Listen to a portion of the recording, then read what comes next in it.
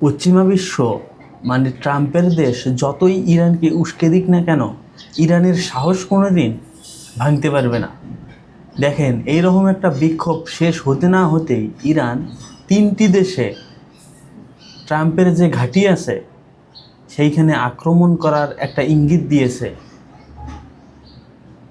ইরফান সোলেইমানিকে হত্যার পর, মানে বালিস্তারা শুয়ে দেওয়ার পর, ইরান ট্রাম্পের কাছ থেকে একটা হুমকি স্বরূপ বার্তা পেয়েছিল, কিন্তু সেই ইরান ট্রাম্পের হুমকি উপেক্ষা করে আজকে সৌদি আরব, আরব আমিরাত আর তুরস্কেতে ট্রাম্পের যে 3টা ঘাঁটি আছে, সামরিক ঘাঁটি, সেই 3টাতে আক্রমণ করার জন্য প্রস্তুতি নিচ্ছে।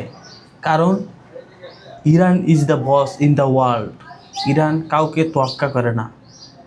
ইরান হলো একমাত্র মুসলিম রাষ্ট্র যা পশ্চিমাকে নাকানি চুবানি খাওয়াতেও দ্বিধাবোধ করে না। ইরানের যে সর্বোচ্চ নেতা আয়াতুল্লাহ আল খামেনি, তার যে সাহস, সেই সাহসে ট্রাম্পের কলিজামন্ত কাঁপতেও দ্বিধাবোধ করবে আগামী সময়ে।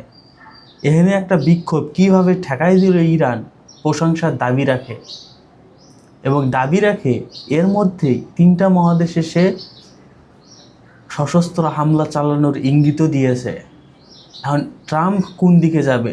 ট্রাম্পের যে গতিবিধি, ট্রাম্পের যে আক্রমণাত্মক একটা লক্ষণ, ট্রাম্পের যে উস্কে দেওয়া একটা লক্ষণ, ইরান সেটাতে কতটুকু ভয় পায়, এই একটা সামরিক যে যুদ্ধের ঘোষণা, সেটাতে ইঙ্গিত পাওয়া যায় যে ইরানের বুকে কোন কলিজার বা কোন সাহসের দামামা বাজতেই থাকে। মুসলমানের একটা শক্তি, ঐক্য পদার্থ একটা শক্তি, সেটা ইরান ভালোভাবেই কাজে লাগাবে। ধন্যবাদ, ভালো থাকুন।